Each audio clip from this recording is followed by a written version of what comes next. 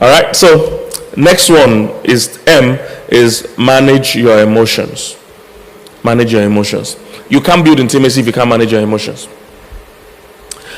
I've found out that most troubles or quarrels people have is not with their partner, is with their feelings. All right?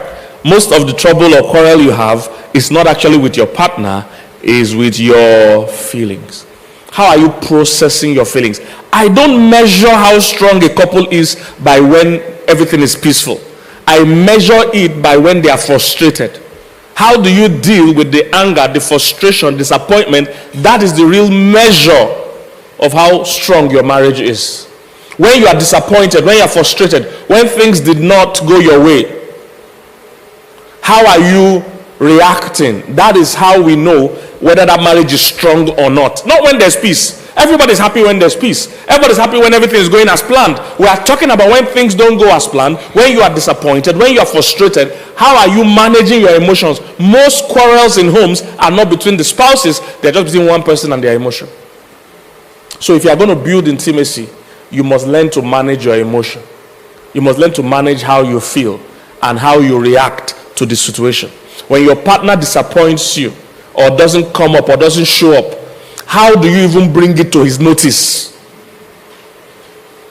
Some people at that time, they want to wash the person down. Let me give you something as a general rule. Whenever somebody is behaving out of character, don't react the first way that comes to you. Your first instinct is to give fire for fire.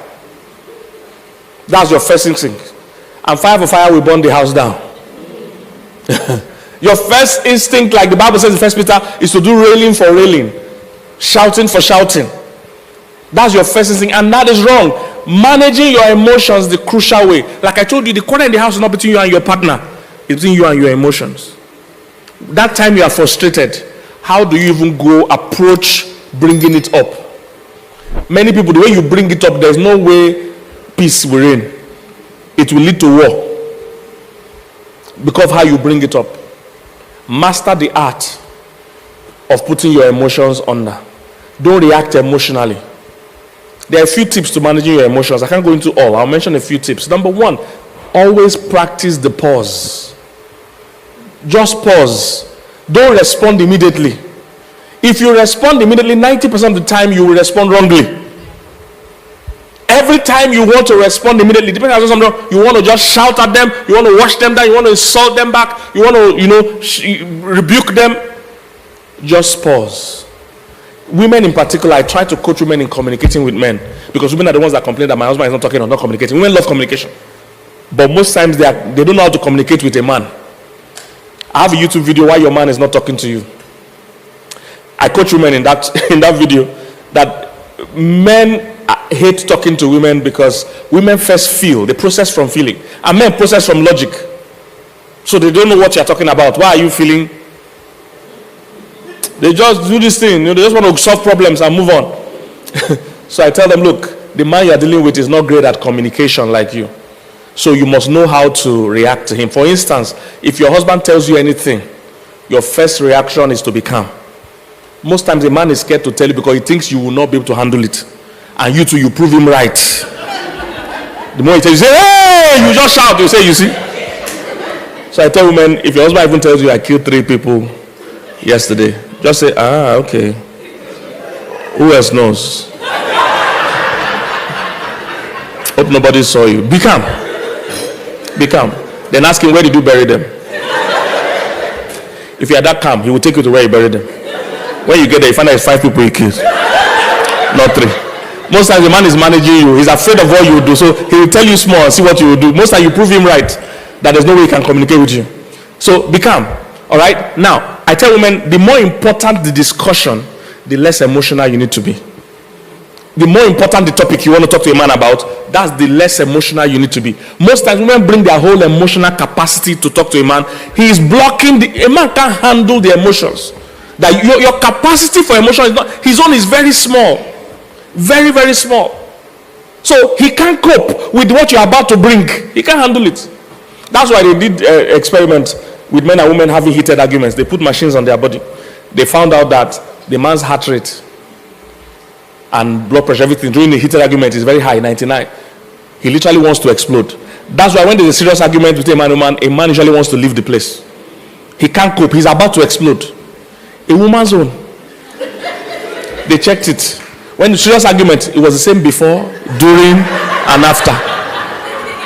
So whenever there's a heated argument, when the man says, I want to go, what does the woman say? You're not going. Because she's having fun. She's enjoying this. So we're not fighting. We're just talking. The man can't cope.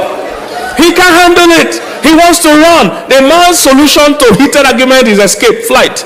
Because the only other option, if he doesn't take flight, is to fight.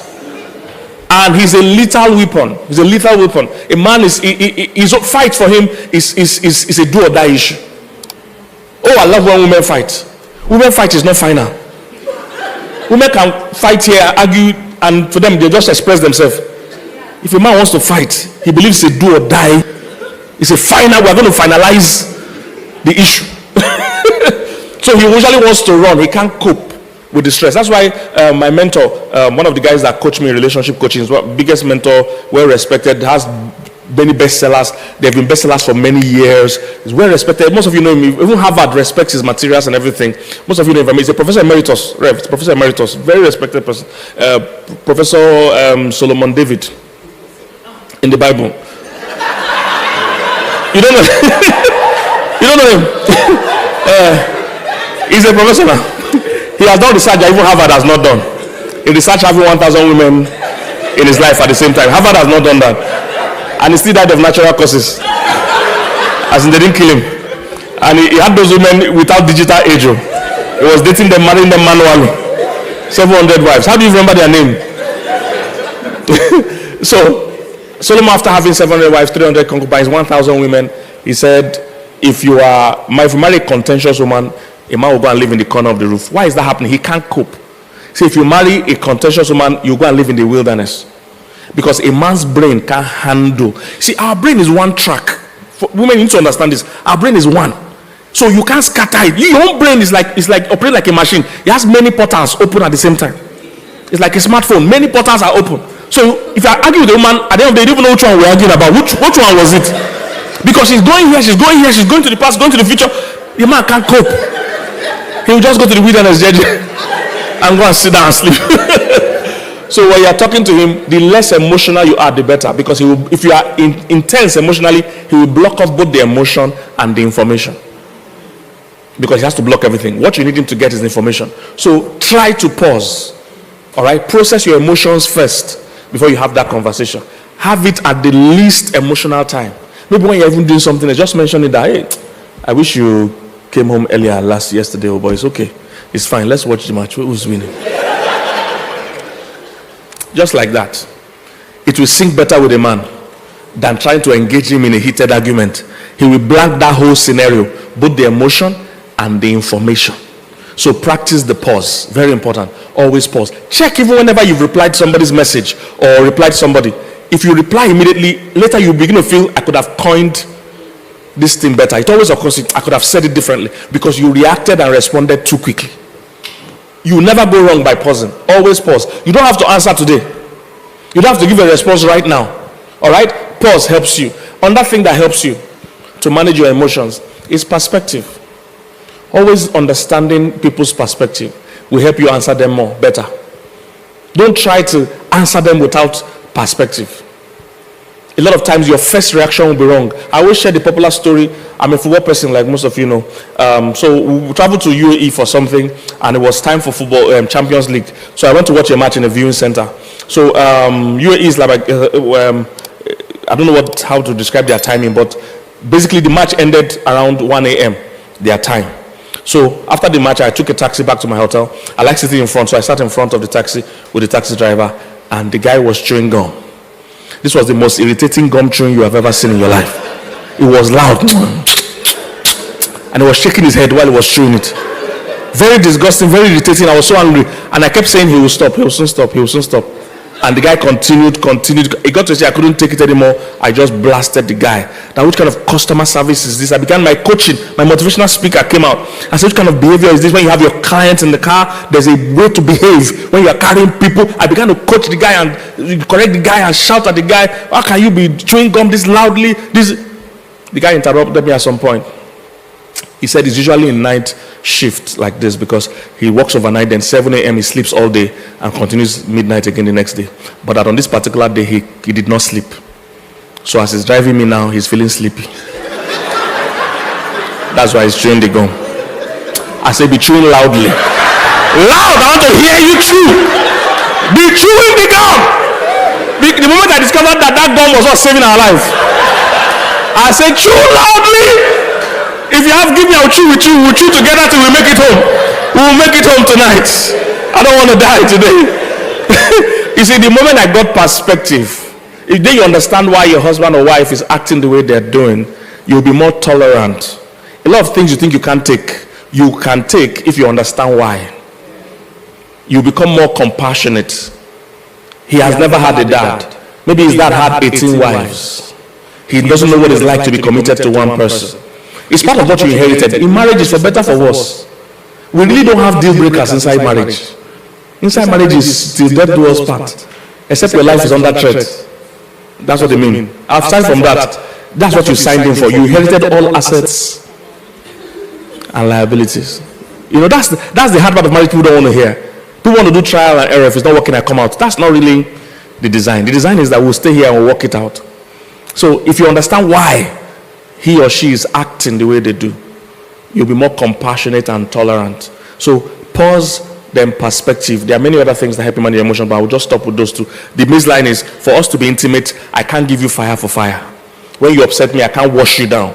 I can't talk you down. Even if I'm going to bring something to your attention, I need to wait till I'm calm to tell you nicely that, hey, you know, I would have liked this.